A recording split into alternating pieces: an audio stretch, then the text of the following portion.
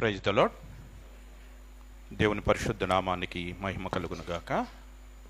కీర్తనల గ్రంథము 145వ అధ్యాయము కీర్తనಗಳು 145 15-16 వచనాలను అందరం కలిసి చదువుకుందాం. 15 ಮತ್ತು 16ನೇ ವಚನವನ್ನು ಸೇರಿ ಓದುತ್ತೇವೆ. అందరం కలిసి చదువుకుందాం. ಎಲ್ಲರೂ ಸೇರಿ ಓದುತ್ತೇವೆ.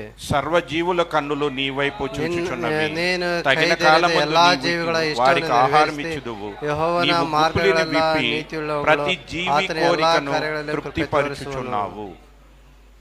అదే రీతిగా 19వ వచనాన్ని కూడా చదువుకుందాం. అదే రీతియాಗಿ 19ನೇ వచనವನ್ನು ಕೂಡ ಓದ್ತೇವೆ. తన యందు భయభక్తులు కలవారి కోరిక ఆయన నెరవేర్చును, వారి మొర ఆలకించి వారిని రక్షించును. దావీదు రాసినటువంటి ఈ కీర్తనలో, ఈ దావీదను బರೆದಂತಹ కీర్తನೆಯಲ್ಲಿ ఇక్కడ ఒక విషయాన్ని మనకు గుర్తు చేస్తూ ಇಲ್ಲಿ ಒಂದು ವಿಷಯವನ್ನ ನಾವು ಗುರ್ತು ಮಾಡ್ತಾ ಇದ್ದೇವೆ. ఏమి అంటే అది ఏనంದರೆ, దేవుడు సర్వ జీవుల యొక్క కోరికను తృప్తిపరచుచున్నాడు. ದೇವರು ಎಲ್ಲಾ ಜೀವಿಗಳ ಇಷ್ಟವನ್ನ ಆತನು ನೆರವೇರಿಸುತ್ತಾನೆ. ఆయన గుప్పిలి విప్పి ప్రతి జీవి యొక్క కోరికను తృప్తిపరచుచున్నాడు. ಆತನ ಕೈಯನ್ನ ತೆರೆದ ಎಲ್ಲಾ ಜೀವಿಗಳ ಇಷ್ಟವನ್ನ ಆತನು ನೆರವೇರಿಸುತ್ತಾನೆ. ఈ లోకంలో ఎన్నో రకాలైన జీవులు మనకి కనబడుతూ ఉంటాయి. ఈ లోಕದಲ್ಲಿ ಎಷ್ಟೋ ವಿಧವಂತ ಜೀವಿಗಳು ನಮಗೆ ಕಾಣಿಸುತ್ತವೆ. ఆకాశ పక్షులను చూడండి, అవి విత్తవు, కోయవు, కొట్లలో కూర్చుకొనువు, అయినను మీ పరలోకపు తండ్రి వాటిని పోషించుటలేదా? ಈ ಆಕಾಶದಲ್ಲಿ ಹಾರಾಡುವಂತ ಪಕ್ಷಿಗಳನ್ನು ನೋಡು, ಅವು ಬಿತ್ತುವುದಿಲ್ಲ, ಕೊಯ್ಯುವುದಿಲ್ಲ, ಆದರೂ ಕೂಡ ದೇವರು ಅವುಗಳನ್ನ ಪೋಷಿಸ್ತಾ ಇಲ್ವಾ? ఆకాశంలో ఎగిరేటువంటి పక్షులను ఆయన పోషిస్తూ ఉన్నాడు. ఆకాశದಲ್ಲಿ ಹಾರಾಡುವಂತ పక్షిಗಳನ್ನ ఆతను పోషిస్తాನೆ. భూమి మీద ఉన్నటువంటి జంతువులను, అడవిలో ఉండేటువంటి మృగములను, వాటన్నిటిని కూడా దేవుడు పోషిస్తూ ఉన్నాడు. భూమి ಮೇಲೆ ಇರುವಂತ ಅಡವಿಯಲ್ಲಿರುವಂತ ಎಲ್ಲಾ ಪ್ರಾಣಿಗಳನ್ನ ఆతను పోషిస్తాನೆ. వీటికి మించి జలరాశుల్లో ఉన్నటువంటి లెక్కింపలేనటువంటి జలచరములను ఆయన పోషిస్తూ ఉన్నాడు. ಇದಕ್ಕಿಂತ ಮಿಂಚಿ ಆತನ ಜಲಚರದ ಪ್ರಾಣಿಗಳೆಲ್ಲವುಗಳನ್ನು ಆತನು పోషಿಸ್ತಾ ಇದ್ದಾನೆ. ఈ జలరాశుల్లో ఉన్నటువంటి అందులో ఉన్నటువంటి ఆ యొక్క చేపలే గాని, ఆ మత్యములే గాని, లేదా భూమి మీద పాకుతున్నటువంటి జంతువులే కానీ, ఆకాశంలో ఎగురుతున్నటువంటి పక్షులకే కానీ ఒక్కటే ఒక కోరిక. ಈ ಆಕಾಶದಂತ ಹಾರಾಡುವಂತ ಪಕ್ಷಿಗಳಿಗೆ ಮತ್ತು ಜಲಚರಗಳಿಗೆ, ಈ ಭೂಮಿ ಮೇಲೆ ಇರುವಂತ ಎಲ್ಲಾ ಪ್ರಾಣಿಗಳಿಗೆ ಇರುವಂತ ಕೋರಿಕೆ ಒಂದೇ ಒಂದು. ఏమిటా కోరిక అంటే, ఆ కోరిಕೆ ಏನೆಂದರೆ అనుదిన ఆహారము, ಅನುದಿನದ ಆಹಾರ. అంతకు మించి వాటికి కోరికలు ఉండవండి. ಅದಕ್ಕಿಂತ ಮಿಂಚೆದಾಗಿ ಅವಿಗೆ ಬೇರೆ ಕೋರಿಕೆ ಇರುವುದಿಲ್ಲ. అవి రాజునవ్వాలనుకోవు, రాజు కింగ్, ಅವು ರಾಜನಾಗಬೇಕೆಂಬುದಾಗಿ ಅಂದ್ಕೊಳ್ಳುವುದಿಲ್ಲ. ఆస్తిని సంపాదించుకోవాలనుకోవు, ಆಸ್ತಿಯನ್ನ ಸಂಪಾದಿಸಿಕೊಳ್ಬೇಕೆಂಬುದಾಗಿ, అధికారం కావాలని, ಅಧಿಕಾರ ಬೇಕೆಂಬುದಾಗಿ ಅವು ಕೋರುವುದಿಲ್ಲ. కేవలం వాటికి ఆహారము మాత్రమే వాటి యొక్క కోరిక. ಕೇವಲ ಅವುಗಳಿಗೆ ಆಹಾರ ಮಾತ್ರ ಸಾಕೆಂಬುದಾಗಿ అವು కోరుತ್ತವೆ. ప్రతి దినము కూడా దేవుడు తన గుప్పిలి విప్పి వాటన్నిటిని కూడా తృప్తిపరచుచున్నాడు. ಆ ದೇವರು ಪ್ರತಿದಿನ ಕೈ ತೆರೆದ ಆ ಜೀವಿಗಳನ್ನ ಆತನು ತೃಪ್ತಿಪಡಿಸುತ್ತಾನೆ. వాటి యొక్క కోరికను దేవుడు తీర్చుచున్నాడు. ಅವುಗಳ ಕೋರಿಕೆಯನ್ನು ಆತನು ತೀರಿಸುತ್ತಾನೆ. అదే రీతిగా 19వ వచనంలో, ಅದೇ ರೀತಿ 19ನೇ ವಚನದಲ್ಲಿ, తన యందు భయభక్తులు కలవారి కోరికను కూడా ఆయన నెరవేర్చుచున్నాడు. ತನ್ನಲ್ಲಿ ಭಯಭಕ್ತಿ ಉಳ್ಳವರ ಇಷ್ಟವನ್ನು ಕೂಡ ಆತನು ನೆರವೇರಿಸುತ್ತಾನೆ. అబ్రహాం యొక్క కోరికను దేవుడు తీర్చాడు. ಅಬ್ರಾಮನ ಕೋರಿಕೆಯನ್ನು ದೇವರು ತೀರಿಸಿದನು. అన్నా యొక్క కోరికను దేవుడు తీర్చాడు. ಅನ್ನಳ ಕೋರಿಕೆಯನ್ನು ತೀರಿಸಿದನು. అంతేకాకుండా కొంతమంది భక్తులు వారు ఊహించిన దానికంటే ఎక్కువగా దేవుడు వారికి ఇచ్చాడు. ಅದಕ್ಕೆ ಅಷ್ಟು ಮಾತ್ರವಲ್ಲದೆ ತಮ್ಮ ಕೆಲವು ಭಕ್ತರು ತಾವು ಊಹಿಸುವುದಕ್ಕಿಂತಲೂ ಹೆಚ್ಚಾಗಿ ಅವರ ಕೋರಿಕೆಗಳನ್ನು ಆತನು ನೆರವೇರಿಸಿದನು. అసలు వాళ్ళకి ఆ కోరికే లేదు. ಅವರಿಗೆ ನಿಜವಾಗಿ ಆ ಕೋರಿಕೆನೇ ಇರಲಿಲ್ಲ. ఆ కోరిక లేనప్పటికీ కూడా దేవుడు వారికి అనుగ్రహిస్తూ వచ్చాడు. ಅವರಿಗೆ ಆ ಕೋರಿಕೆ ಇಲ್ಲದಿದ್ದರೂ ಕೂಡ ದೇವರು ಅವುಗಳನ್ನು ಅವರಿಗೆ ಅನುಗ್ರಹಿಸ್ತಾ ಬಂದನು. దావీదును గురించి ఆలోచిస్తే, దావీదనನ್ನ ಕುರಿತು ಆಲೋಚಿಸ್ತಾ ಬಂದರೆ, గొర్రెల కాపరిగా ఉన్న దావీదు ఏ రోజైనా నేను రాజునవ్వాలనుకున్నాడా? ಕುರಿಯನ್ನ ಕಾಯ್ತಿರುವಂತ ದಾವೀದನು ಎಂದಾದರೂ ನಾನು ರಾಜನಾಗ್ತೇನೆ ಎಂಬುದಾಗಿ ಆತನು ಅಂದುಕೊಂಡಿದ್ದನು. దావీదు ఎన్నడూ కూడా అటువంటి కోరికను కలిగి లేడు. దావీదను ಎಂದೂ ಕೂಡ ಅಂತ ಕೋರಿಕೆಯನ್ನು ಆತನು ಹೊಂದಿರಲಿಲ್ಲ. అయినా దావీదును తీసుకెళ్లి ఆ సింహాసనం మీద కూర్చుని పెట్టాడు. ಆದರೂ ಕೂಡ దావీదನನ್ನ ಕರೆದುಕೊಂಡು ಹೋಗಿ ಆ ಸಿಂಹಾಸನದ ಮೇಲೆ ಆತನು ಕೂರಿಸಿದನು. అన్నల చేత అమ్మివేయబడి గోతులో పడవేయబడినటువంటి యేసేపు ఎప్పుడైనా నేను ఐగుప్తు సింహాసనం మీద కూర్చోవాలని ఆయన ఎప్పుడు అనుకోలేదు. ಅಣ್ಣಗಳನ್ನ ದೇಶಿಸಲ್ಪಟ್ಟು ಗುಂಡಿಯಲ್ಲಿ ಹಾಕಲ್ಪಟ್ಟಂತ ಯೋಸೇಫನು ಅವನು ಒಂದು ದಿನ ಐಗುಪ್ತದ ನಾನು ಅರಸನಾಗ್ತಾನೆ ಎಂಬುದಾಗಿ ಎಂದೂ ಕೂಡ ಆತನು ಅಂದುಕೊಳ್ಳಿರಲಿಲ್ಲ. కానీ ఆ ఐగుప్తు సింహాసనం మీద దేవుని అతను కూర్చోబెట్టాడు. ಆ ದೇವರು ಒಂದು ದಿನ ಐಗುಪ್ತದ ಸಿಂಹಾಸನದಲ್ಲಿ ಆತನನ್ನ ಕೂರಿಸಿದನು. బానిసలుగా కొనిపోయినటువంటి దానియేలు, షడ్రకు, మేషకు, అబేద్నెగోలు ఆ యొక్క దేశంలో అధికారులుగా ఉండాలని వాళ్ళు ఎప్పుడు అనుకోలేదు. ಈ ಶದ್ರಕ್ ಮೇಷಕ ಅಬೇದ್ನೆಗೋ ದಾಸರಾಗಿ ಮಾರಲ್ಪಟ್ಟಂತ ಅವರು ಐಗುಪ್ತ ದೇಶದಲ್ಲಿ ಒಂದು ದಿನ ಅವರು ಅಧಿಕಾರಿಗಳಾಗ್ತಾರೆ ಎಂಬುದಾಗಿ ಅವರು ಎಂದೂ ಕೂಡ ಅಂದುಕೊಂಡಿರಲಿಲ್ಲ. కానీ దేవుడు వారిని ఆ స్థితిలో ఉంచాడు. ಆದ್ರೆ ದೇವರು ಅವರನ್ನ ಆ ಸ್ಥಿತಿಯಲ್ಲಿ ಇರಿಸಿದನು. తన యందు భయభక్తులు కలిగినటువంటి కోరికను ఆయన నెరవేర్చడమే కాదు, ತನ್ನಲ್ಲಿ ಭಯಭಕ್ತಿ ಉಳ್ಳಂತವರ ಕೋರಿಕೆಯನ್ನು ನೆರವೇರಿಸುವುದು ಮಾತ್ರವಲ್ಲ, వారు ఊహించిన దానికంటే అత్యధికమైనటువంటి మరి స్థితిలో వారిని దేవుడు ఉంచుతూ ಅವರು ಊಹಿಸುವುದಕ್ಕಿಂತಲೂ ಅತ್ಯಧಿಕವಂತ ಸ್ಥಿತಿಯಲ್ಲಿ, ಉನ್ನತ ಸ್ಥಿತಿಯಲ್ಲಿ ದೇವರು ಅವರ ಅವರನ್ನ ಇರಿಸಿದ್ದನ್ನ ನೋಡ್ತೀವಿ. అయితే ఇక్కడ ప్రశ్న ఏమిటంటే, ಆದ್ರೆ ಇಲ್ಲಿರುವಂತ ಪ್ರಶ್ನೆ ಏನೆಂದರೆ, ప్రతి జీవి యొక్క కోరికను తీర్చే దేవుడు, ಪ್ರತಿಯೊಂದು ಜೀವಿಯ ಕೋರಿಕೆಯನ್ನ ತೀರಿಸುವಂತ ದೇವರು, తన యందు భయభక్తులు కలిగినటువంటి వారి యొక్క కోరికను నెరవేర్చేటువంటి దేవుడు, ತನ್ನಲ್ಲಿ ಭಯಭಕ್ತಿಯುಳ್ಳವರ ಇಷ್ಟವನ್ನ ನೆರವೇರಿಸುವಂತ ದೇವರು, ఆ దేవునికి కూడా కొన్ని కోరికలు ఉన్నాయని తెలుసా? ಆ ದೇವರಿಗೆ ಕೂಡ ಕೆಲವು ಕೋರಿಕೆಗಳೇ ಇದೆ ಎಂಬುದಾಗಿ ನಿಮ್ಗೆ ಗೊತ್ತಾ? ఆ కోరిక ఏమిటి అనేటువంటి విషయాన్ని ఈ రోజు ఒక్కసారి మనం ఆలోచన చేసి, ಆ ಕೋರಿಕೆ ಏನೆಂಬುದನ್ನ ಈ ದಿನ ನಾವು ಆಲೋಚಿಸುವುದಾದರೆ, దానిని బట్టి మనం పరీక్షించుకొని ಅದನ್ನ ನಾವು ಪರೀಕ್ಷೆ ಮಾಡಿಕೊಂಡವರಾಗಿ మరి యోగ్యమైనటువంటి రీతిగా బలలో చేయి వేయడానికి ముందు ಯೋಗ್ಯವಾಗಿ ಕರ್ತನ ಮೇಜಿನಲ್ಲಿ ಪಾಲನ ಹೊಂದುವುದಕ್ಕಿಂತ ಮೊದಲು ఆరాధన వర్తమానంలో ಆರಾಧನೆಯ ವರ್ತಮಾನದಲ್ಲಿ దేవుని యొక్క కోరికలో దేవుని యొక్క కోరిక ఏమై ఉన్నదో దానిని నెరవేర్చినటువంటి ప్రభువైన యేసుక్రీస్తును గురించినటువంటి సంగతులు మనం విన్నాం. ದೇವರ ಕೋರಿಕೆ ಏನಾಗಿದೆ ಎಂಬುದನ್ನ ಕರ್ತನಂತ ಯೇಸು ಕ್ರಿಸ್ತನವರು ಅದನ್ನ ನೆರವೇರಿಸಿದ್ದನ್ನ ನಾವು ನೋಡಿದ್ದೇವೆ. దేవుని యొక్క కోరికలో మొదటి అంశముగా మనం ధ్యానించింది ఏమిటి అంటే, ದೇವರ ಒಂದು ಕೋರಿಕೆಯ ಮೊದಲನೇ ಅಂಶ ನಾವು ಧ್ಯಾನ ಮಾಡಿದ್ದೇನೆಂದರೆ, మనము దేవుని స్వభావంలో పాలివారం అవ్వాలి. ನಾವು ದೇವರ ಸ್ವಭಾವದಲ್ಲಿ ನಾವು ಪಾಲಿಭಾಗರಾಗಬೇಕು. ఆదాము అవ్వలను దేవుడు తన స్వరూపమందు తన పోలికలు సృజిస్తే, ಆ ದೇವರು ತನ್ನ ಹೋಲಿಕೆಗೆ ಅನುಸಾರವಾಗಿ ಆದಾಮ ಅವರನ್ನ ಸೃಷ್ಟಿ ಮಾಡಿದರೆ, అనగా దేవుడు తన స్వభావాన్ని వారికి ఇస్తే, ದೇವರು ತನ್ನ ಸ್ವಭಾವನ ಅವರಿಗೆ ಕೊಟ್ಟರೆ, వారి అవిధేయత వలన ఆ స్వభావాన్ని, ఆ దేవుని పోలికను స్వరూపాన్ని కోల్పోయారు. ಅವರು ತಮ್ಮ ಅವಿಧೇಯತೆ ಮೂಲಕವಾಗಿ ಆ ಸ್ವಭಾವನ ಆ ಹೋಲಿಕೆಯನ್ನು ಅವರು ಕಳೆದುಕೊಂಡರು. ప్రభువైన యేసుక్రీస్తు మరలా దిగి వచ్చి ಮತ್ತೆ ಕರ್ತನಾಗಿರುವಂತಹ ಯೇಸು ಕ್ರಿಸ್ತನವರು ಇಳಿದು ಬಂದು మనలో ఉన్నటువంటి దుష్టత్వాన్ని తొలగించి ನಮ್ಮಲ್ಲಿರುವಂತಹ ದುಷ್ಟತ್ವವನ್ನ ತೆಗೆದುಹಾಕಿ మనలను తన రక్తంతో కడిగి ಆತನ ತನ್ನ ರಕ್ತದಿಂದ ನಮ್ಮನ್ನ ತೊಳೆದು మనలను దైవ స్వభావంలో పాలివారగునట్లుగా చేశాడు. ನಮ್ಮನ್ನ ದೈವ ಸ್ವಭಾವದೊಳಗೆ ಪಾಲಿಗಾರರಂತೆ ಮಾಡಿದನು. ఈ రీతిగా దైవ స్వభావంలో పాలివారు అవుట కొరకు కొన్ని వరములను కూడా ప్రభువైన యేసుక్రీస్తు మనకు అనుగ్రహిస్తూ ಈ వచ్చాడు. ರೀತಿಯಾಗಿ ದೈವ ಸ್ವಭಾವದಲ್ಲಿ ಪಾಲನ ಹೊಂದುವುದಕ್ಕಾಗಿ ಕೆಲವು ವರಗಳನ್ನ ಆತನ ನಮಗೆ ಕೊಟ್ಟಿದ್ದನ್ನ ನಾವು ನೋಡ್ತೇವೆ. అపోస్తుల కార్యములు ಅಪೊಸ್ತಲರ ಕೃತ್ಯಗಳು 2వ అధ్యాయం 2ನೇ ಅಧ್ಯಾಯ 38వ వచనాన్ని ఒకసారి మనం జ్ఞాపకం చేసుకున్నట్లయితే, 38ನೇ ವಚನವನ್ನು ಒಂದು ಸಾರಿ ನಾವು ಜ್ಞಾಪಕ ಮಾಡಿಕೊಳ್ಳುವುದಾದರೆ, మీరు మారు మనసు పొంది పాప క్షమాపణ నిమిత్తము ప్రతివాడు యేసుక్రీస్తు నామమున బాప్తిసము పొందుడి, అప్పుడు మీరు పరిశుద్ధాత్మ అను వరమును పొందుదురు. ನಿಮ್ಮ ಪಾಪಗಳ ಪರಿಹಾರವಾಗುವುದಕ್ಕಾಗಿ ನಿಮ್ಮಲ್ಲಿ ಪ್ರತಿಯೊಬ್ಬರು ದೇವರ ಕಡೆಗೆ ತಿರುಗಿಕೊಂಡು ಯೇಸು ಕ್ರಿಸ್ತನ ಹೆಸರಿನ ಮೇಲೆ ದೀಕ್ಷಾ ಸ್ನಾನ ಮಾಡಿಸಿಕೊಳ್ಳಿರಿ, ಆಗ ನೀವು ಪವಿತ್ರಾತ್ಮನ ದಾನವನ್ನ ಹೊಂದುವಿರಿ. ఏమిస్తున్నాడండి దేవుడిచ్చిన వరం ఏంటి మనకి? ದೇವರು ನಮಗೆ ಕೊಟ್ಟಿರುವಂತಹ ವರವೇನು? మారు మనసు పొంది ఎప్పుడైతే బాప్తిసం పొందుతున్నామో, ಯಾವಾಗ ನಾವು ಮಾನಸಾಂತರವನ್ನು ಹೊಂದಿ ನಾವು ದೀಕ್ಷಾ ಸ್ನಾನವನ್ನ ತೆಗೆದುಕೊಳ್ಳುತ್ತೇವೋ, క్రీస్తు యొక్క రక్తంలో మనం కడగబడుతున్నాం, ಯಾವಾಗ ಕ್ರಿಸ್ತನ ರಕ್ತದ ಮೂಲಕವಾಗಿ ನಾವು ತೊಳೆಯಲ್ಪಡ್ತೇವೋ, తద్వారా దేవుని స్వభావంలో పాలివారు అవుతున్నాం. ಅದರ ಮೂಲಕವಾಗಿ ನಾವು ದೇವರ ಸ್ವಭಾವದಲ್ಲಿ ನಾವು ಪಾಲನೆ ಹೊಂದುತ್ತೇವೆ. మనల్ని ఒక నూతన సృష్టిగా మార్చడానికి, ನಮ್ಮನ್ನ ನೂತನ ಸೃಷ್ಟಿಯಾಗಿ ಬದಲಾಯಿಸುವುದಕ್ಕಾಗಿ పరిశుద్ధాత్మ అనేటువంటి వరాన్ని దేవుడు మనకి ఇస్తూ, ಪವಿತ್ರಾತ್ಮ ಎಂಬ ವರವನ್ನ ದಾನವನ್ನ ಆತನ ನಮಗೆ ಕೊಡ್ತಾನೆ. ఆ యొక్క పరిశుద్ధాత్మ ద్వారా ಆ ಪವಿತ್ರಾತ್ಮನ ಮೂಲಕ మనము దేవుని పోలికలోనికి మార్చబడుతూ ನಾವು ఉన్నాం. ದೇವರ ಹೋಲಿಕೆಗೆ ನಾವು ಬದಲಾಗ್ತೇವೆ. కొరింథీయులకు రాసిన 2వ పత్రిక ಕೊರಿಂಥದವರಿಗೆ 2ನೇ ಪತ್ರಿಕೆ 3వ అధ్యాయము 3ನೇ ಅಧ್ಯಾಯ 18వ వచనాన్ని మనం చూసినట్లయితే, 18ನೇ ವಚನ ನೋಡುವುದಾದರೆ, మనమందరమును ముసుగులేని ముఖముతో ప్రభు యొక్క మహిమను అద్దము వలె ప్రతిఫలింప చేయుచు మహిమ నుండి అధిక మహిమ పొందుచు ప్రభువగు ఆత్మ చేత ఆ పోలికగానే మార్చబడుచున్నాము. ನಾವೆಲ್ಲರೂ ಮುಸುಗು ತೆಗೆದಿರುವ ಮುಖದಿಂದ ಕರ್ತನ ಪ್ರಭಾವವನ್ನು ದರ್ಪಣದಲ್ಲಿ ಕಾಣಿಸುತ್ತದೋ ಎಂಬಂತೆ ದೃಷ್ಟಿಸುವವರಾಗಿದ್ದು, ಪ್ರಭಾವದಿಂದ ಅಧಿಕ ಪ್ರಭಾವಕ್ಕೆ ಹೋಗುತ್ತಾ ಆ ಪ್ರಭಾವದ ಸ್ವರೂಪವುಳ್ಳವರೇ ಆಗುತ್ತೇವೆ.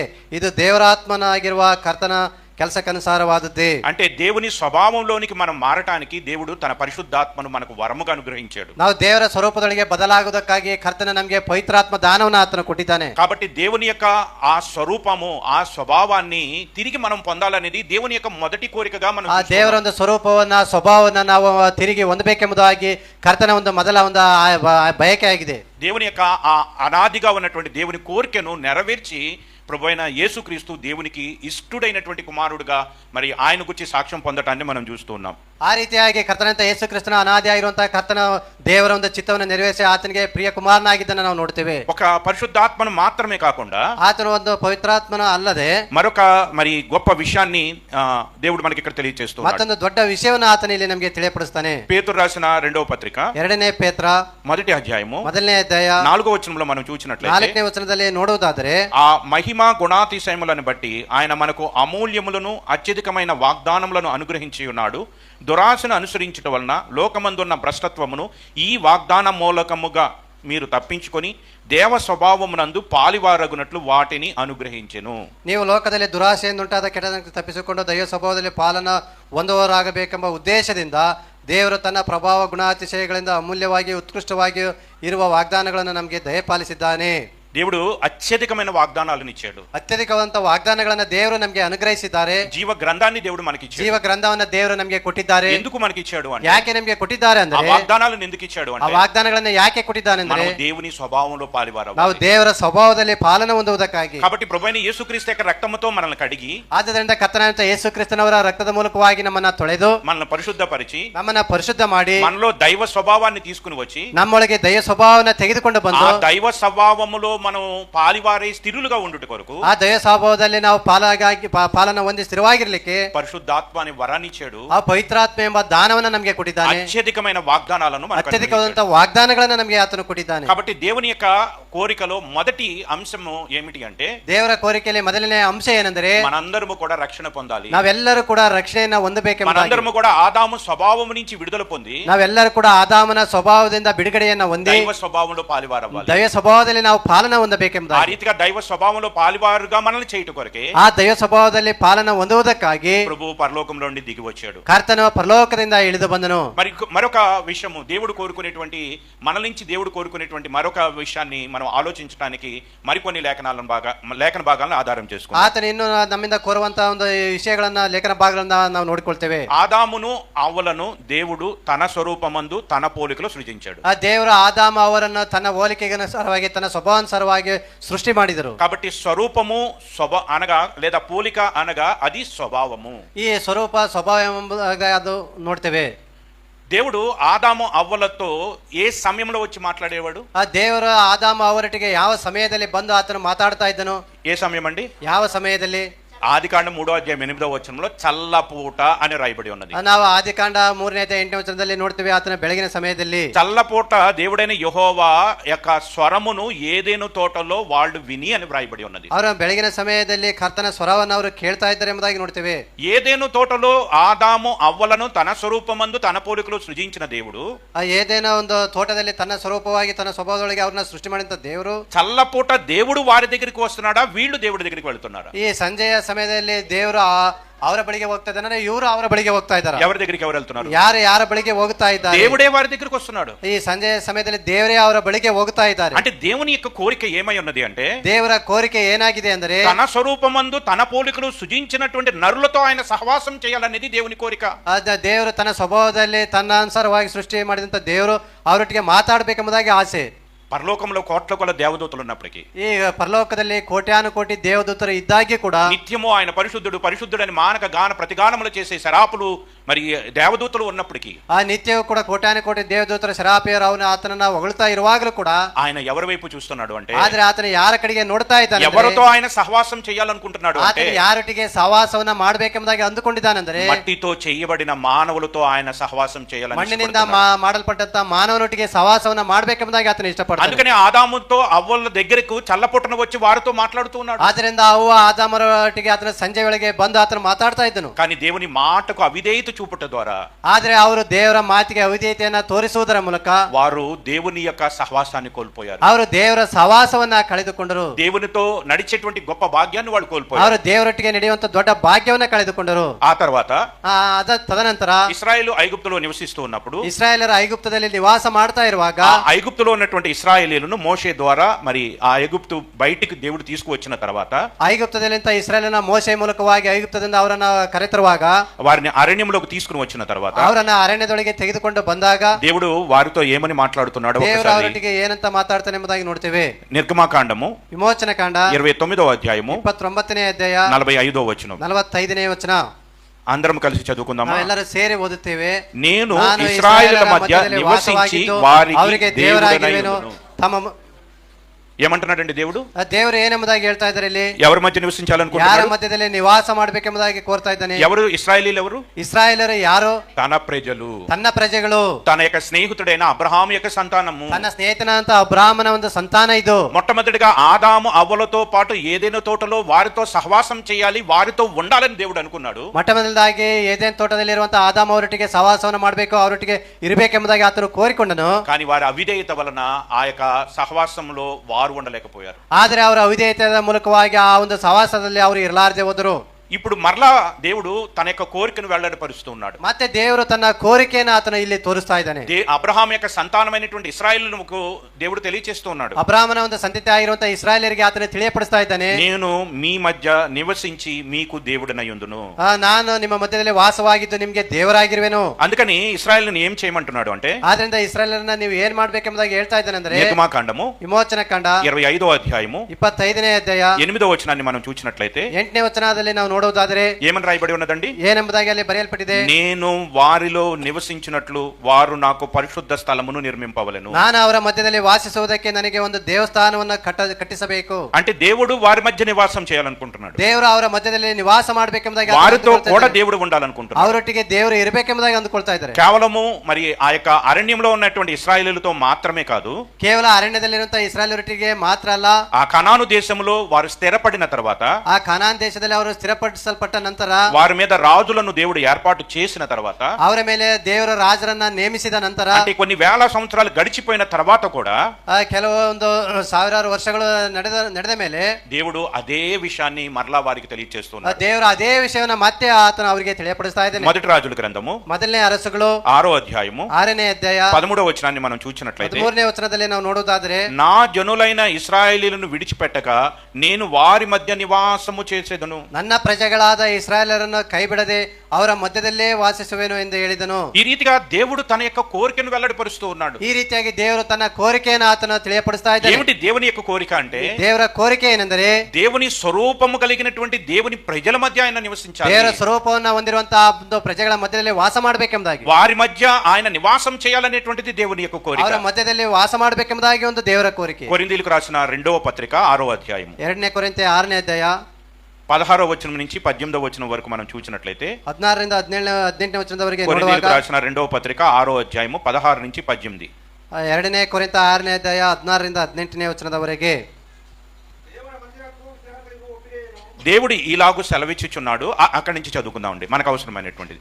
దేవుడు ఈలాగు సెలవిచ్చుచున్నాడు, నేను వారిలో నివసించి సంచరింతును, నేను వారి దేవుడనయ్యుందును, వారు నాకు ప్రజలయ్యుందురు.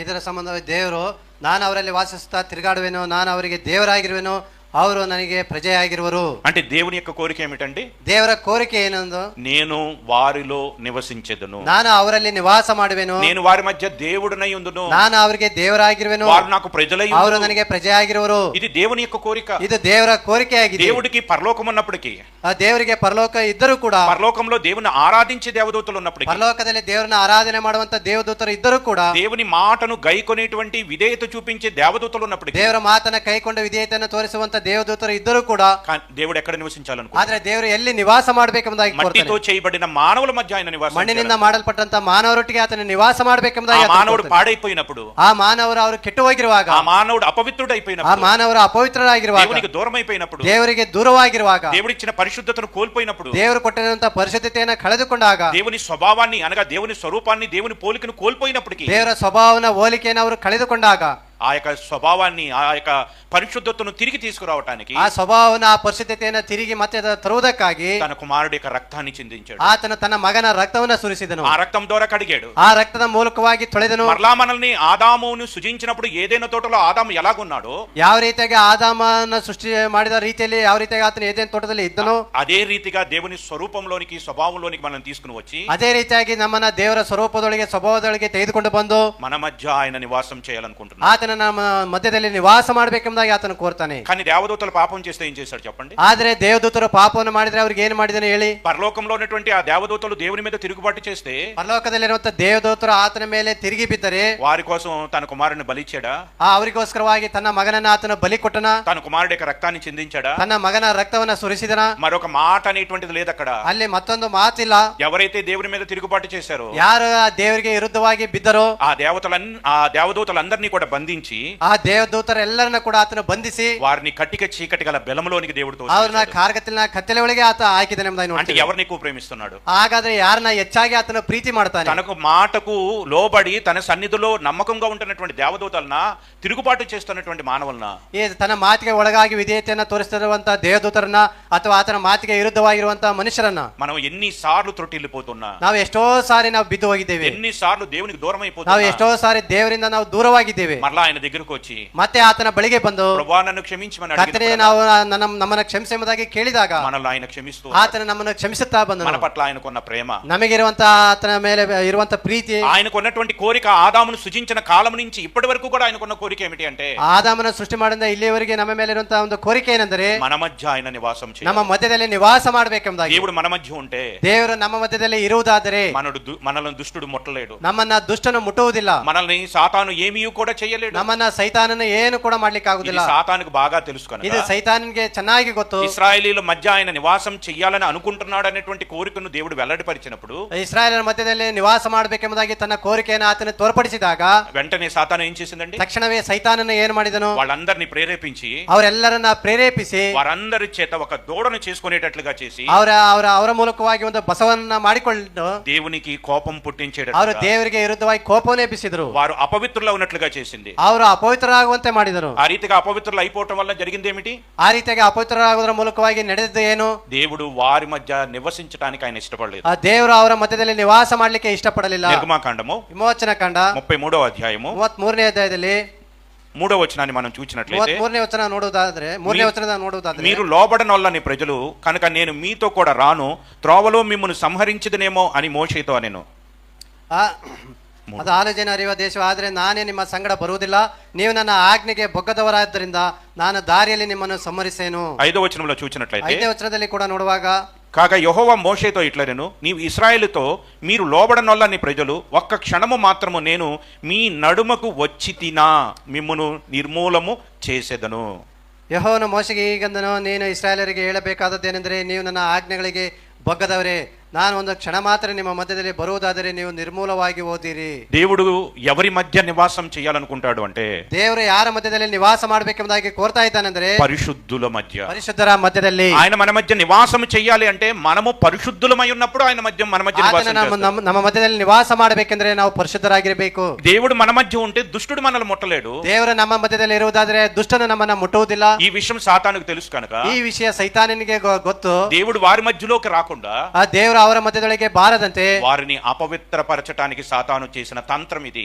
ಅವರನ್ನ ಅಪವಿತ್ರವಾಗಿ ಮಾಡ್ಲಿಕ್ಕೆ ಸೈತಾನನು ಮಾಡಿದಂತ ಒಂದು ತಂತ್ರ ಇದಾಗಿದೆ. తద్వారా దేవుడు ఇశ్రాయేలుల మధ్య నివసించాలన్నటువంటి ఆయన కోరిక నెరవేర్చకయే మరి అది ఆ రీతిగానే ఉండిపోయినట్లుగా మనం చూస్తూ ఉన్నాం. ಆ ರೀತಿಯಾಗಿ ಕರ್ತನಾದ ಯೇಸು ಕ್ರಿಸ್ತನ ಅವರ ಮಧ್ಯದಲ್ಲಿ ನಿವಾಸ ಮಾಡಬೇಕೆಂಬ ಒಂದು ಕೋರಿಕೆ ಇಷ್ಟ ನೆರವೇರಿಸದೆ ಹಾಗೆ ಇದ್ದದನ್ನು ನೋಡ್ತೇವೆ. ఆ తర్వాత మరి గొర్రెలు కాచుకున్నటువంటి దావీదు రాజైన తర్వాత, ಆ ರೀತಿ ನಂತರ ಕುರಿಯನ ಕಾಯುತ್ತಿರುವಂತ ದಾವಿದನ ರಾಜನಾದ ನಂತರ, దావీదు తన సింహాసనం మందు స్థిరపడిన తర్వాత, ದಾವಿದನ ತನ್ನ ಸಿಂಹಾಸನದಲ್ಲಿ ಆತನ ಸ್ಥಿರಪಡಿಸಲ್ಪಟ್ಟ ನಂತರ దేవుని కొరకు ఒక మందిరాన్ని కట్టాలనుకున్నాడు. ಅವನು ದೇವರಿಗೋಸ್ಕರವಾಗಿ ಒಂದು ಮಂದಿರವನ್ನ ಕಟ್ಟಬೇಕೆಂಬುದಾಗಿ, దేవుడు వారి మధ్యలో నివసించడానికి దేవునికి ఒక మందిరాన్ని నిర్మించాలని దావీదు అనుకున్నాడు. ಆ ದೇವರು ಅವರ ಮಧ್ಯದಲ್ಲಿ ನಿವಾಸ ಮಾಡ್ಲಿಕ್ಕೆ ಒಂದು ಮಂದಿರವನ್ನ ಕಟ್ಟಬೇಕೆಂಬುದಾಗಿ ದಾವಿದನು ಅಂದುಕೊಂಡನು. అప్పుడు దావీదుతో దేవుడు అంటున్నటువంటి మాట, ಆಗ ದಾವಿದನೊಟ್ಟಿಗೆ ದೇವರು ಹೇಳುವಂತ ಒಂದು ಮಾತೇನೆಂದರೆ, 2వ సమూయేలు గ్రంథము 2ನೇ ಸಮುವೇಲ 7వ అధ్యాయము 7ನೇ ಅಧ್ಯಾಯದಲ್ಲಿ 5 నుంచి 7 వచనాలు మధ్య ఉన్న లేఖన భాగాలు మనం చూసినట్లయితే, 5ರಿಂದ 7ನೇ వచನದವರೆಗೆ ನೋಡುವಾಗ, నీవు పోయి నా సేవకుడకు దావీదుతో ఇట్లనుము, యెహోవా నీకు ఆజ్ఞాపించినదేమనగా,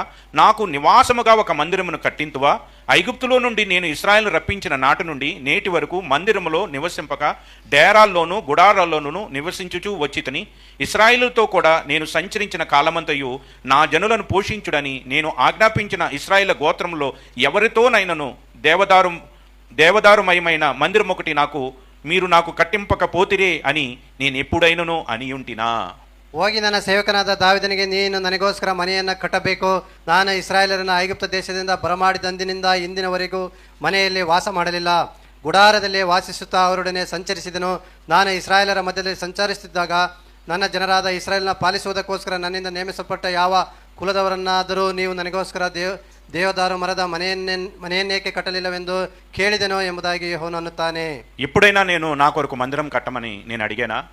ನನಗೋಸ್ಕರ ಎಂದಾದರೂ ನೀವು ಮಂದಿರವನ್ನ ಕಟ್ಟಬೇಕೆಂಬುದಾಗಿ ನಾನು ಕೇಳಿಕೊಂಡೆನಾ? దేవుడు ఎప్పుడూ అడగలేదండి. ದೇವರು ಎಂದೂ ಕೂಡ ಕೇಳಲಿಲ್ಲ. ఒక పరిశుద్ధ స్థలాన్ని ఏర్పాటు చేయండి, ಆ ಒಂದು ಪರಿಶುದ್ಧ ಸ್ಥಳವನ್ನು ಏರ್ಪಾటు ಮಾಡಿರಿ, నేను వచ్చి మీ మధ్య నివాసం చేస్తాను, ನಾನು ಬಂದು ನಿಮ್ಮ ಮಧ್ಯದಲ್ಲಿ ನಿವಾಸ ಮಾಡ್ತೇನೆ, మీరు పరిశుద్ధులుగా ఉండండి. ನೀವು ಪರಿಶುದ್ಧವಾಗಿರಿ. మీరు పరిశుద్ధులుగా ఉండటమే నేను నివసించుటకు కావాల్సినటువంటి యోగ్యమైన స్థలం అది. ನೀವು ಪರಿಶುದ್ಧವಾಗಿ ಇರ್ಲಿಕ್ಕೆ ಅದು ಬೇಕಾಗಿರುವಂತ ಒಂದು ಯೋಗ್ಯವಾದಂತ ಸ್ಥಳ ಆಗಿದೆ ಅದು. కానీ ఎప్పుడు కూడా నాకు ఒక మందిరాన్ని కట్టండి, నేను వచ్చి అక్కడ నివాసం చేస్తానని దేవుడు ఎప్పుడు ఎవరిని కూడా అడగలేదు. ಎಂದೂ ಕೂಡ ನಾ ಒಂದು ಮಂದಿರವನ್ನ ಕಟ್ಟಿ ಅಲ್ಲಿ ನಾನು ಬಂದು ನಿವಾಸ ಮಾಡ್ತೇನೆ ಎಂದು ಯಾರನ್ನು ಎಂದೂ ಕೂಡ ಆತನ ಕೇಳಿಲ್ಲ. దావీదుని గురించి దేవుడు ఏమని సాక్ష్యం ఏమిస్తున్నాడండి? ದಾವಿದನನ್ನ ಕುರಿತು ದೇವರು ಏನೆಂಬುದಾಗಿ ಸಾಕ್ಷಿ ಹೇಳುತ್ತಾರೆ. దావీదు నా ఇష్టానుసారుడైన మనుషుడు, ದಾವಿದನು ನನ್ನ ಹೃದಯಾನುಸಾರನೆಂಬುದಾಗಿ ಆತನು ಹೇಳ್ತಾನೆ. అతడు నా ఇష్టములన్నీ నెరవేర్చేటువంటి వాడు. ನನ್ನ ಇಷ್ಟಗಳನ್ನೆಲ್ಲವನ್ನು ಕೂಡ ಆತನು ನೆರವೇರಿಸುವಂತ దేవుని ఇష్టమేంటో దేవుని కోరికేంటో దావీదుకు తెలుసు. ದೇವರ ಒಂದು ಇಷ್ಟ ಏನು ಕೋರಿಕೆ ಏನೆಂಬುದಾಗಿ ದಾವಿದನಿಗೆ ಗೊತ್ತು. దేవుడు తన ప్రజల మధ్య దేవుడు తన ప్రజలతో నివసించాలని కోరుకుంటున్నాడు అనేటువంటి విషయం దావీదు ఎరిగిన వాడై ತನ್ನ ಪ್ರಜೆಗಳ ಮಧ್ಯದಲ್ಲಿ ಆತನು ನಿವಾಸ ಮಾಡ್ತಾನೆ ಎಂಬುದಾಗಿ ಆತನು ಅದನ್ನು ಅರಿತುಕೊಂಡವನಾಗಿ దేవుని కొరకు ఒక మందిరాన్ని కట్టాలనుకున్నాడు. ದೇವರಿಗೋಸ್ಕರವಾಗಿ ಒಂದು ಮಂದಿರವನ್ನ ಕಟ್ಟಬೇಕೆಂಬುದಾಗಿ ಆತನು ಅಂದುಕೊಂಡನು.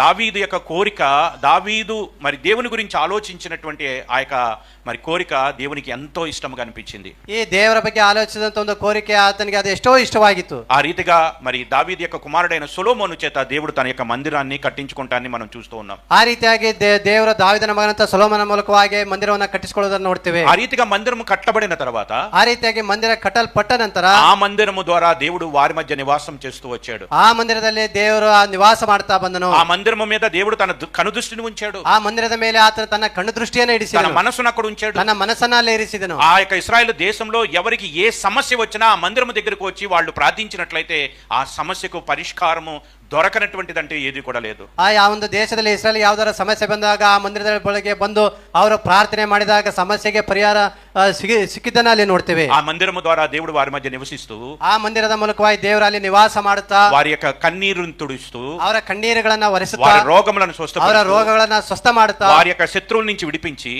ಅವರ ಶತ್ರುಗಳಿಂದ ಬಿಡಿಸಿ వారి యొక్క తెగుళ్ళ నుంచి వారిని రక్షించి ಅವರನ್ನ ರೋಗಗಳಿಂದ ಬಿಡಿಸಿ కరువుల నుంచి వారిని కాపాడి ಅವರನ್ನ ಬರಗಳಿಂದ ಬಿಡಿಸಿ దేవుడు వారికి తోడుగా ఉంటూ వచ్చాడు. ದೇವರು ಅವರಿಗೆ ಜೊತೆಯಾಗಿದ್ದನ್ನ ನೋಡ್ತೀವಿ. అంత గొప్ప మందిరాన్ని వాళ్ళు ఏ రీతిగా పాడు చేసుకున్నారు అంటే, ಅಂತ ದೊಡ್ಡ ಮಂದಿರವನ್ನು ಅವರು ಯಾವ ರೀತಿಯಾಗಿ ಹಾಳು ಮಾಡಿದಾರಂದ್ರೆ, 2 యెహెజ్కేలు గ్రంథము ಯೆಹೆಜ್ಕೇಲ್ ಗ್ರಂಥ 8వ అధ్యాయము 8ನೇ ಅಧ್ಯಾಯ 6వ వచనాన్ని మనం చూసినట్లయితే, 6ನೇ ವಚನ ನೋಡುವುದಾದರೆ 8వ అధ్యాయం 6వ వచనం, అంతటా ఆయన నాతో ఇలాగ సెలవిచ్చెను, నరపుత్రుడా, వారు చేయు దానిని నీవు చూచుచున్నావు కదా, నా పరిశుద్ధ స్థలమును నేను విడిచిపోవునట్లుగా ఇశ్రాయేలు ఇక్కడ చేయు అత్యధికమైన హేయ కృత్యములు చూచితివా.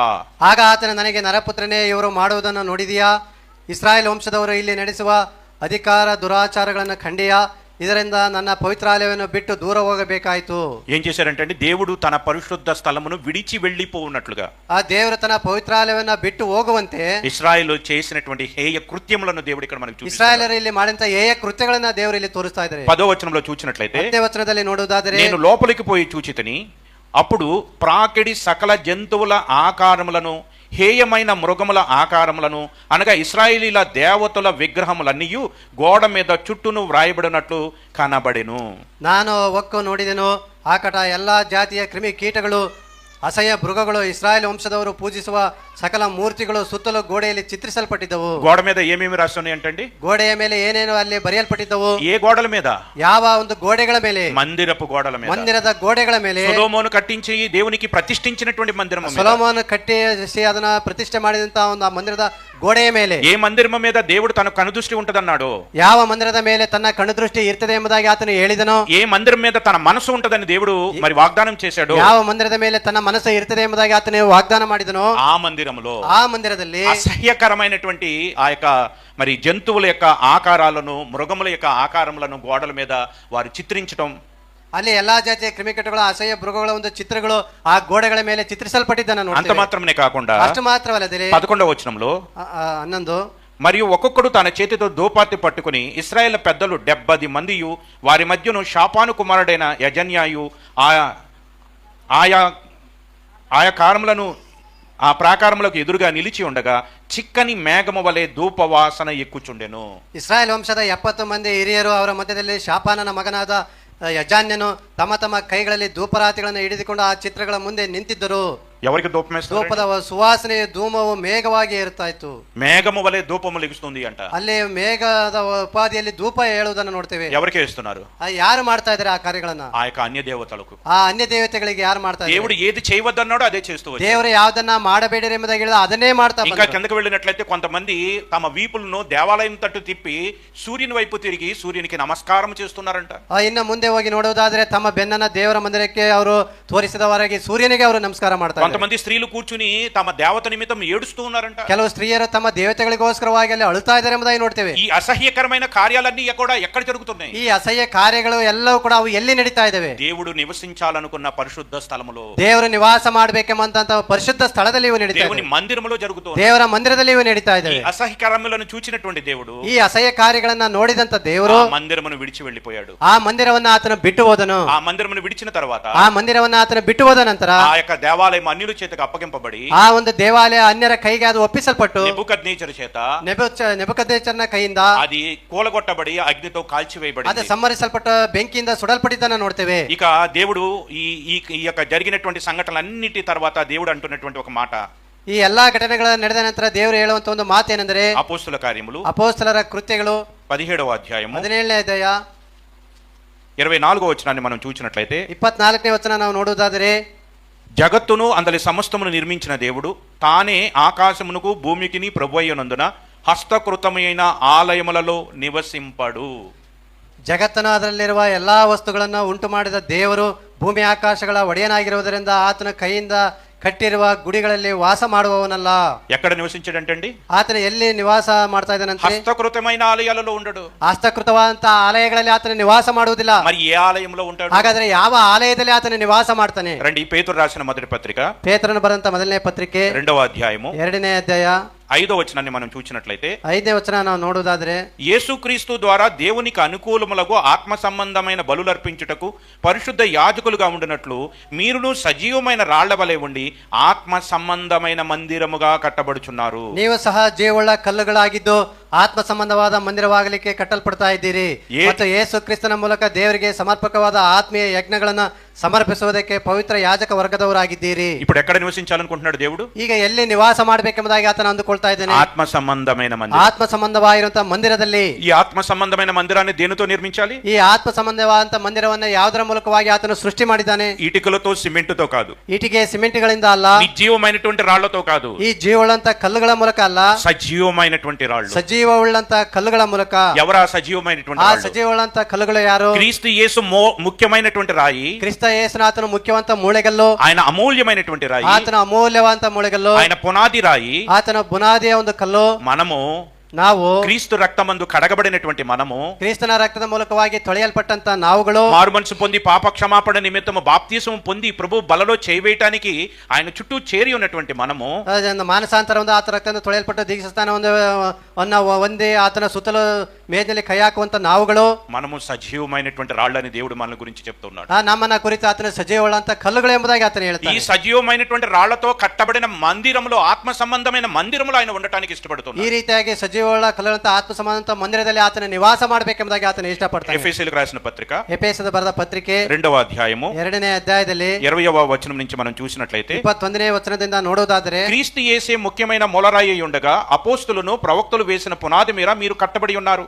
ಯೇಸು ಕ್ರಿಸ್ತನೇ ಮುಖ್ಯವಾದ ಮೂಳೆಗಲ್ಲು. ಆತನಲ್ಲಿ ಕಟ್ಟಡದ ಎಲ್ಲಾ ಭಾಗಗಳು ಒಂದಕ್ಕೊಂದು ಹೊಂದಿಕೆಯಾಗಿ ಕಟ್ಟಡವು ವೃದ್ಧಿಯಾಗುತ್ತಾ ಕರ್ತನ ಪರಿಶುದ್ಧ ದೇವಾಲಯವಾಗುತ್ತದೆ. ప్రభువైన యేసుక్రీస్తు మూలరాయి, ಈ ಕರ್ತನಂತ ಯೇಸು ಕ್ರಿಸ್ತನವರು ಮುಖ್ಯವಾದಂತ ಮೂಳೆಗಲ್ಲು. ఆయన పునాది రాయిగా ఉన్నాడు. ಆತನ ಬುನಾದಿಯ ಒಂದು ఆ ಕಲ್ಲಾಗಿದ್ದಾನೆ. పునాది మీద మనం కట్టబడుతూ ಆ ఉన్నాం. ಬುನಾದಿಯ ಮೇಲೆ ನಾವು ಕಟ್ಟಲ್ಪಡ್ತಾ ಇದ್ದೇವೆ. 22వ వచనంలో, 22ನೇ ವಚನದಲ್ಲಿ, ఆయనలో మీరు ఆత్మ మూలంగా దేవునికి నివాస స్థలమై ఉండుటకు కట్టబడుచున్నారు. ನೀವು ಆತನಲ್ಲಿ ನೀವು ಸಹ ಪವಿತ್ರಾತ್ಮನ ಮೂಲಕವಾಗಿ ದೇವರಿಗೆ ನಿವಾಸ ಸ್ಥಾನವಾಗುವುದಕ್ಕಾಗಿ ನಮ್ಮ ಸಂಗಡ ಕಟ್ಟಲ್ಪಡ್ತಾ ಇದ್ದೀರಿ. ఇప్పుడు చెప్పండి, దేవుడు ఎక్కడ ఉండాలని కోరుకుంటున్నాడు? ದೇವರು ಎಲ್ಲಿ ಇರಬೇಕೆಂಬುದಾಗಿ ಆತನು ಕೋರ್ತಾನೆ. ఆత్మ సంబంధమైన మందిరం. ಆತ್ಮ ಸಂಬಂಧವಂತ ಮಂದಿರದಲ್ಲಿ. కంటికి కనిపిస్తుందా? ಅದು కಣ್ಣಿಗೆ ಕಾಣಿಸುತ್ತದಾ? ఇప్పుడు ఎక్కడున్నది అది? ಈಗ ಅದು ಎಲ್ಲಿದೆ? ఎక్కడున్నది? ಎಲ್ಲಿದೆ? ఇప్పుడు మన మధ్యనే ఉన్నది. ನಮ್ಮ ಮಧ್ಯದಲ್ಲೇ ಈಗ ಇದೆ ಅದು. ఎవరైతే ఇద్దరు ముగ్గురు నా నామమును కూడుకుంటారో వారి మధ్య నేను ఉంటాను. ಯಾರು ನನ್ನ ನಾಮದಲ್ಲಿ ಇಬ್ಬರು ಮೂವರು ಕೂಡಿ ಬರ್ತಾರೋ ಅವರ ಮಧ್ಯದಲ್ಲಿ ನಾನು ಇರ್ತೇನೆ. ఇప్పుడు మన మధ్య దేవుడు నివాసము చెయ్యాలి అంటే, ದೇವರು ಈಗ ನಮ್ಮ మధ్యದಲ್ಲಿ నివాಸ ಮಾಡಬೇಕಂದ್ರೆ మనం ఎలాగుండాలి? ನಾವು ಹೇಗೆ ಇರಬೇಕು? మనం ఎలాగుంటే దేవుడు మన మధ్య నివాసం చేస్తాడు? ನಾವು ಹೇಗೆ ಇದ್ದರೆ ದೇವರು ನಮ್ಮ ಮಧ್ಯದಲ್ಲಿ ನಿವಾಸ ಮಾಡ್ತಾರೆ? మనము సజీవమైన రాళ్ళు. ನಾವು ಸಜೀವವುಳ್ಳಂತ ಕಲ್ಲುಗಳು. మనం సజీవమైన రాళ్ళగా ఎప్పుడు మారుతాము అంటే, ನಾವು ಸಜೀವವುಳ್ಳಂತ ಕಲ್ಲುಗಳಾಗಿ ಯಾವಾಗ ಬದಲಾಗುತ್ತೇವೆ ಅಂದ್ರೆ, మన దేహము దేనికి ఆలయం చెప్పండి? ನಮ್ಮ ದೇಹ ಯಾವುದಕ್ಕೆ ಆಲಯವಾಗಿದೆ ಹೇಳಿ? దేనికి ఆలయం? ಯಾವುದಕ್ಕೆ ಆಲಯವಾಗಿದೆ. మన దేహము పరిశుద్ధాత్మకు ఆలయం. ನಮ್ಮ ದೇವರ ಒಂದು ಪರಿಶುದ್ಧಾಲಯಕ್ಕೆ ಸಮವಾಗಿದೆ. మీ దేహములు దేవుని వల్ల మీకు అనుగ్రహించబడి మీలోనున్న పరిశుద్ధాత్మకు ఆలయమై ఉన్నదని మీరు ఎరుగురా? ನಿಮ್ಮ ದೇವರ ಮೂಲಕವಾಗಿ ಅನುಗ್ರಹಿಸಲ್ಪಟ್ಟಂತ ಒಂದು ಆಲಯವಾಗಿದೆ ಎಂಬುದಾಗಿ ನಿಮಗೆ ಗೊತ್ತಿಲ್ಲವಾ? అంటే ఎప్పుడు మనం పరిశుద్ధాత్మను పొందుతాం? ಯಾವಾಗ ನಾವು ಪವಿತ್ರಾತ್ಮನನ್ನು ನಾವು ಹೊಂದುತ್ತೇವೆ? మారు మనసు పాప క్షమాపణ పొందిన ನಾವು ಮಾನಸಾಂತರ ಪಾಪ ಕ್ಷಮಾಪಣೆಯನ್ನು ಹೊಂದಿದಾಗ, ఆ మారు మనసు పాప క్షమాపణ పొందినప్పుడు పరిశుద్ధాత్మకు మన దేహము ఆలయముగా మారినప్పుడు, ಯಾವಾಗ ನಾವು ಮಾನಸಾಂತರವನ್ನ ಹೊಂದಿ ಪಾಪ ಕ್ಷಮೆಯನ್ನು ಹೊಂದಿದಾಗ ನಮ್ಮ ಆಲಯ ನಮ್ಮ ದೇವರ ಆಲಯವಾದಾಗ మనం ఒక సజీవమైనటువంటి రాయిగా దేవుడు గుర్తిస్తూ ఉన్నాడు. ಆಗ ದೇವರು ನಮ್ಮನ್ನ ಸಜೀವಗಳಂತ ಕಲ್ಲುಗಳಾಗಿ ಆತನು ఆ ಗುರುತಿಸುತ್ತಾನೆ. సజీవమైనటువంటి రాళ్లతో కట్టబడినటువంటి సంఘము మధ్యన దేవుడు ఉండటానికి ಆ ఇష్టపడుతున్నాడు. ಸಜೀವಗಳಂತ ಕಲ್ಲುಗಳ ಮಧ್ಯದಲ್ಲಿ ಸಭೆಯಲ್ಲಿ ಆತನ ನಿವಾಸ ಮಾಡಬೇಕೆಂಬುದಾಗಿ ಆತನ ಇಷ್ಟಪಡ್ತಾನೆ. ఆత్మ సంబంధమైనటువంటి మందిరం. ಆತ್ಮ ಸಂಬಂಧವಾಗಿರುವಂತ ಮಂದಿರ. అందుకని హెబ్రీలకు రాసినటువంటి పత్రిక 10వ అధ్యాయము ಅದೇ ರೀತಿಯಾಗಿ ಇಬ್ರಿಯವರಿಗೆ 10ನೇ ಅಧ್ಯಾಯದಲ್ಲಿ 24-25 వచనాలు మనం చూసినట్లయితే, 24-25 ನೋಡುವುದಾದ್ರೆ, కొందరు మానుకొనుచున్నట్లుగా సమాజముగా కూడుట మానుకొనక ఒకరినొకడు హెచ్చరించుచు ఆ దినము సమీపించుట మీరు చూచిన కొలది మరి ఎక్కువగా అలాగు చేయుచు ప్రేమ చూపుటకు సత్కార్యములు చేయుటకు ఒకరినొకరు పులుకొల్పవలనని ఆలోచింతుము. ನಾವು ಪರಸ್ಪರ ಹಿತಚಿಂತಕರಾಗಿದ್ದು ಪ್ರೀತಿಸಬೇಕೆಂತಲೂ ಸತ್ಕಾರ್ಯಗಳನ್ನು ಮಾಡಬೇಕೆಂತಲೂ ಒಬ್ಬರನ್ನೊಬ್ಬರು ಪ್ರೇರೇಪಿಸೋಣ. ಸಭೆಯಾಗಿ ಕೂಡಿಕೊಳ್ಳುವುದನ್ನು ಕೆಲವರು ರೂಢಿಯಾಗಿ ಬಿಟ್ಟಿರುವ ಪ್ರಕಾರ ನಾವು ಬಿಟ್ಟು ಬಿಡದೆ ಒಬ್ಬರನ್ನೊಬ್ಬರು ಎಚ್ಚರಿಸೋಣ. ಕರ್ತನ ಪ್ರತ್ಯಕ್ಷತೆಯ ದಿನವು ಸಮೀಪಿಸುತ್ತಾ ಬರುತ್ತದೆ ಎಂದು ನೀವು ನೋಡುವುದರಿಂದ ಇದನ್ನು ಮತ್ತಷ್ಟು ಮಾಡಿರಿ. కొందరు మానుకొన్నట్లు సంఘముగా సమాజముగా కూడుకొనుట మానక. ಕೆಲವರು ಸಭೆಯಾಗಿ ಕೂಡಿಕೊಳ್ಳುವುದನ್ನು ರೂಢಿಯಾಗಿ ಬಿಟ್ಟಿರುವ ಪ್ರಕಾರ ನೀವು ಬಿಡದೆ, సంఘముగా మనం కూడుకుంటూ ఉన్నప్పుడు, ನಾವು ಸಭೆಯಾಗಿ ಕೂಡಿಕೊಳ್ತಾ ಇರುವಾಗ, ప్రభు యొక్క నామమును బట్టి మనము మరి కూడుకుంటూ ఉన్నప్పుడు, ನಾವು ಕರ್ತನ ನಾಮದ ನಿಮಿತ್ತವಾಗಿ ಕೂಡಿಕೊಳ್ತಾ ಇರುವಾಗ మన మధ్య ప్రభువు ఉండటానికి ఇష్టపడుతున్నాడు. ದೇವರು ನಮ್ಮ ಮಧ್ಯದಲ್ಲಿ ನಿವಾಸ ಮಾಡಬೇಕೆಂಬುದಾಗಿ, మనం ఇంటిలో కూడుకున్నా, ನಾವು ಮನೆಯಲ್ಲಿ ಕೂಡಿದರು, నది పక్కన కూడుకున్నా, ನಾವು ನದಿಯ ಪಕ್ಕದಲ್ಲಿ ಸೇರಿ మరి ಬಂದರು, ఏ ప్రదేశంలో మనం కూడుకున్నా, ನಾವು ಯಾವುದೇ ಪ್ರದೇಶದಲ್ಲಿ ಸೇರಿ ಬಂದರು ಕೂಡ, మనము సజీవమైనటువంటి రాళ్ళమైతే, ನಾವು ಸಜೀವಗಳಂತ ಕಲ್ಲುಗಳಾದ್ರೆ, మనము పరిశుద్ధులమై ఉన్నట్లయితే, ನಾವು ಪರಿಶುದ್ಧರು ಆದ್ರೆ, అంటే మన పరిశుద్ధతను మనం కాపాడుకొంచున్న వారమైతే, ನಮ್ಮ ಪರಿಶುದ್ಧತೆಯನ್ನು ನಾವು ಕಾಪಾಡಿಕೊಳ್ಳುವವರಾಗಿದ್ದರೆ, దేవుని స్వభావము దేవుని స్వరూపము కలిగినటువంటి దేవుని కుమారులుగా మనం ఉన్నవారమైతే, ದೇವರ ಸ್ವಭಾವನ ಸ್ವರೂಪವನ್ನು ನಾವು ಹೊಂದಿದ ಮಕ್ಕಳಾಗಿದ್ದರೆ, మన మధ్య ఆయన నివాసం చేస్తాడు. ಆತನ ನಮ್ಮ ಮಧ್ಯದಲ್ಲಿ ಆತನ ನಿವಾಸ ఒకవేళ ఆయన మన మధ్యలో ఉంటే, ಆತನ ನಮ್ಮ ಮಧ್ಯದಲ್ಲಿ ಇರುವುದಾದರೆ మనకు అసాధ్యమైనది ఏది ఉండదు. ನಮಗೆ ಅಸಾಧ್ಯವಾದ ಯಾವುದು ಕೂಡ ಇರುವುದಿಲ್ಲ. ఆది అపోస్తులు ఆ రీతిగా ఉన్నారు కనుకనే ಆದಿ ಅಪೊಸ್ತಲರು ಆ ರೀತಿಯಾಗಿ ಇದ್ದದ್ದರಿಂದ వారు బలముగా దేవుని వాక్యమును ప్రకటించారు. ಅವರು ಬಲವಾಗಿ ದೇವರ ವಾಕ್ಯವನ್ನು ಪ್ರಕಟ ಮಾಡಿದರು. పేతురు సువార్తను ప్రకటించినప్పుడు, ಪೇತ್ರನು ಸುವಾರ್ತೆಯನ್ನ ಪ್ರಕಟಿಸಿದಾಗ,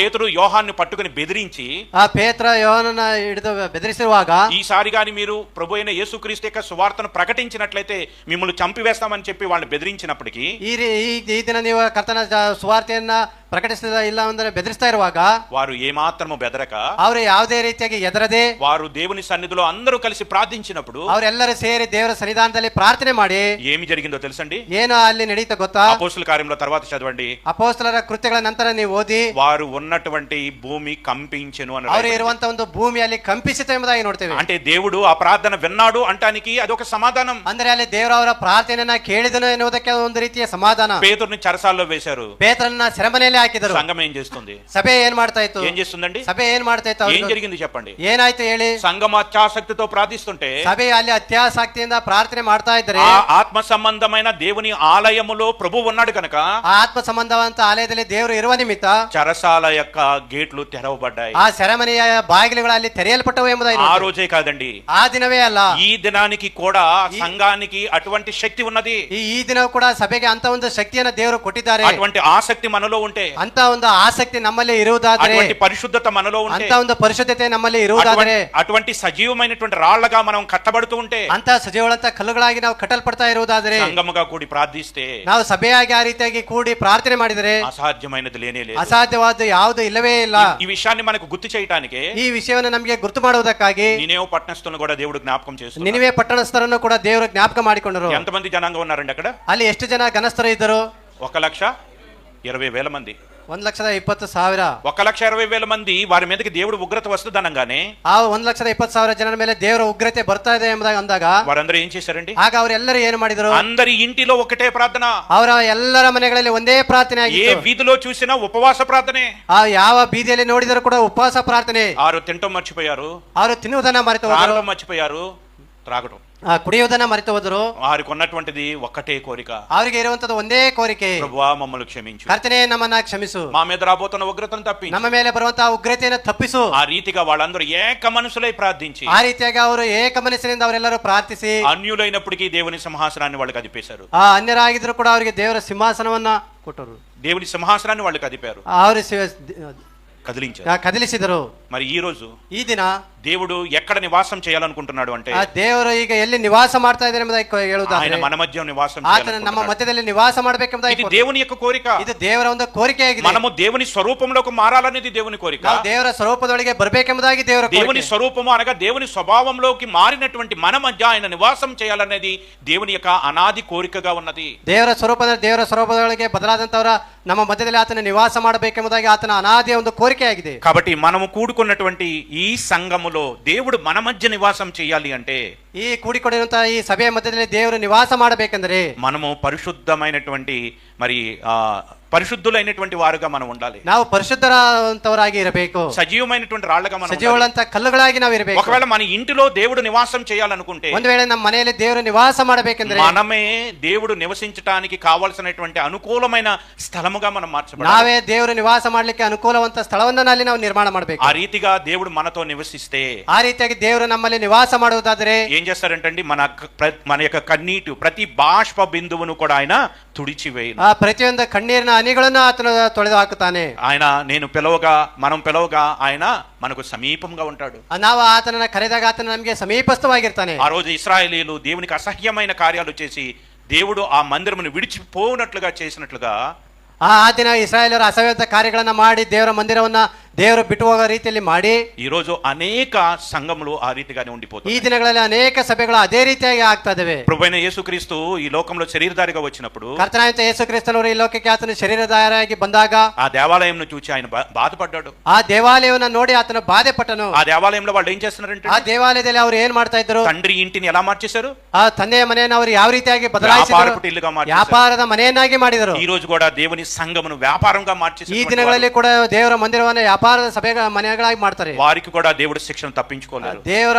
ಅವರ ಶಿಕ್ಷೆಯನ್ನು ತಪ್ಪಿಸಿಕೊಳ್ಳಕ್ ಆಗುದಿಲ್ಲ ಅವರಿಗೆ. కాబట్టి దేవుడి యొక్క కోరిక ఏమిటి అంటే, ದೇವರ ಕೋರಿಕೆ ಏನೆಂದರೆ ఏదైనా తోటలో ఆదాము అవ్వలతో సహవాసం చేయాలనుకున్నాడు. ಆ ದೇವರ ಏದೇನ್ ತೋಟದಲ್ಲಿ ಆದಾಮ ಅವರೊಟ್ಟಿಗೆ ಸಹವಾಸ ಮಾಡಬೇಕೆಂಬುದಾಗಿ కానీ ಅಂದುಕೊಂಡನು. అవిధేయతను బట్టి వారు దేవునికి దూరం అయిపోయారు. ಆದ್ರೆ ಅವಿಧೇಯತೆ ನಿಮಿತ್ತವಾಗಿ ಅವರು ದೂರವಾದರು ದೇವರಿಂದ. ఇశ్రాయేలు మధ్య ఆయన నివాసం చేయాలనుకున్నాడు. ಇಸ್ರಾಯೇಲರ ಮಧ್ಯದಲ್ಲಿ ಆತನ ನಿವಾಸ ಮಾಡಬೇಕೆಂಬುದಾಗಿ ಅಂದ್ಕೊಂಡನು. వాళ్ళు లోబడినటువంటి ప్రజలు అవ్వటం వలన వారి మధ్య నివసించడానికి దేవుడికి కుదరలేదు. ಅವರ ಅವಿಧೇಯತೆಯ ನಿಮಿತ್ತವಾಗಿ ಒಳಗಾಗದ ನಿಮಿತ್ತವಾಗಿ ದೇವರ ಅವರೊಟ್ಟಿಗೆ ನಿವಾಸ ಮಾಡ್ಲಿಕ್ಕೆ ಆಗಲೇ ಇಲ್ಲ. ఆ దేవాలయము ద్వారా వారి మధ్య నివాసం చేయడానికి దేవుడు ఇష్టపడ్డాడు. ಆ ದೇವರು ಆ ಒಂದು ಆಲಯ ಒಂದು ಅವರ ಮಧ್ಯದಲ್ಲಿ ನಿವಾಸ ಮಾಡಬೇಕೆಂಬುದಾಗಿ ಇಷ್ಟಪಟ್ಟನು. కానీ ఆ దేవాలయమును కూడా వాళ్ళు పాడు చేసి ಆದ್ರೆ దేవుడు ఆ మందిరమును విడిచిపోయేటట్లుగా చేశారు. ಆದ್ರೆ ಆ ಆಲಯನು ಕೂಡ ಅವರು ಕೆಡಿಸಿ ದೇವರು ಕೂಡ ಆ ಮಂದಿರವನ್ನು ಬಿಟ್ಟು ಹೋಗುವಂತೆ ಅವರು ಮಾಡಿದ್ರು. ఒకవేళ ಒಂದು ವೇಳೆ ఈ రోజు ಈ ದಿನ సంఘము నుంచి ప్రభువు వెళ్లిపోయే పరిస్థితి వస్తే, ಆ ಸಭೆಯಿಂದ ದೇವರು ಹೋಗುವಂತ ಒಂದು ಪರಿಸ್ಥಿತಿ ಬಂದರೆ దేవుని రాకడ అతి సమీపంగా ఉన్నదని ఎరగాలి. ಆ ದೇವರ ಒಂದು ಬರುವಿಕೆ ಅತಿ ಸಮೀಪವಾಗಿದೆ ಎಂಬುದಾಗಿ ಅರಿಬೇಕು. సాధ్యమైతే ఏర్పరచబడిన వారిని సైతము మోసపుచ్చే పరిస్థితి ఉన్నది అంటే, ಸಾಧ್ಯವಾದರೆ ಈ